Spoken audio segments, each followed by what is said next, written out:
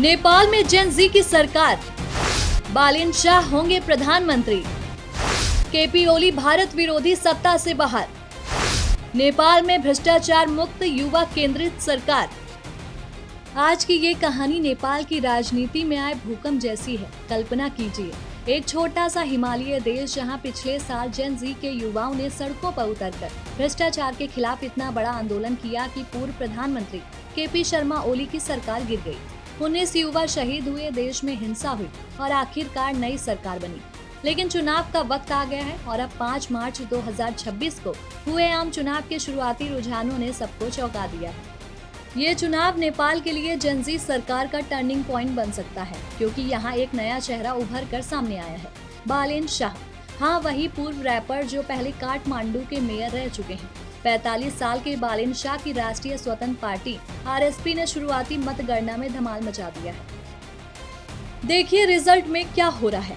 कुल 165 डायरेक्ट सीटों में से जहां गिनती शुरू हुई, वहां आरएसपी 47-50 सीटों पर बम्पर लीड में है। आरएसपी ने पहले ही एक सीट जीत ली है।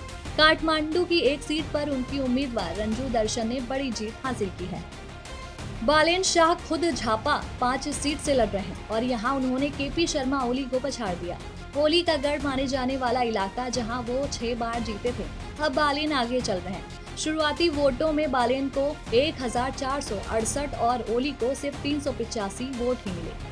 शुरुआती वोटों में बालेन को 1478 और ओली को सिर्फ 385 ही मिले। पुरानी पार्टियां, नेपाली कांग्रेस सिर्फ 5 सीटों पर आगे, सीपीएन यूएमएल ओली की पार्टी सिर्फ 4-5 पर, गगन थापा जैसे दिग्गज भी पीछे चल रहे हैं। पूर्व प्रधानमंत्री, उप प्रधानमंत्री, सबकी हालत पस्त है। ये चुनाव क्यों इतना खास है?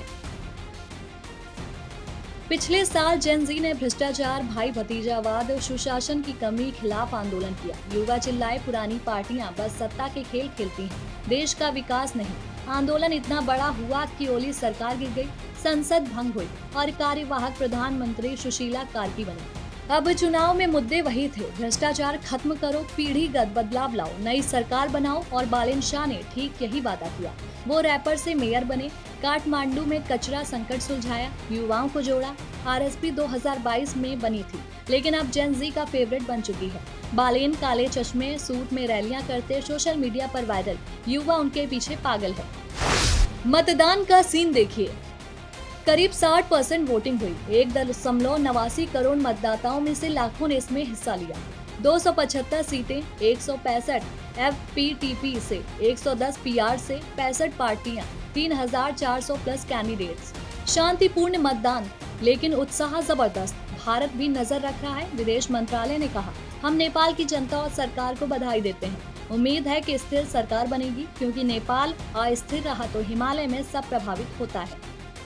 अब सवाल ये है कि क्या बालेन शाह नेपाल के अगले प्रधानमंत्री बनेंगे? क्या जेन जी की ताकत पुरानी पार्टियों को सच में हरा देगी? क्या नेपाल में नई शुरुआत होगी, भ्रष्टाचार मुक्त युवा केंद्रित सरकार? ये कहानी अभी खत्म नहीं हुई है, मतगणना जारी है, हर घंटे नए अपडेट्स आ रहे हैं। क्या आरएसपी बहुमत लाएगी या गठबंधन बनेगा? आप क्या सोचते हैं? बालेन शाह नेपाल बदल देंगे या पुरानी सिस्टम वापस आएगी? कमेंट करके जरूर बताइए। वीडियो लाइक करें, शेयर करें और चैनल सब्सक्राइब कर लें, ताकि लेटेस्ट अपडेट्स मिलते रहें। नेपाल की ये जेन जी क्रांति देखते रहिए।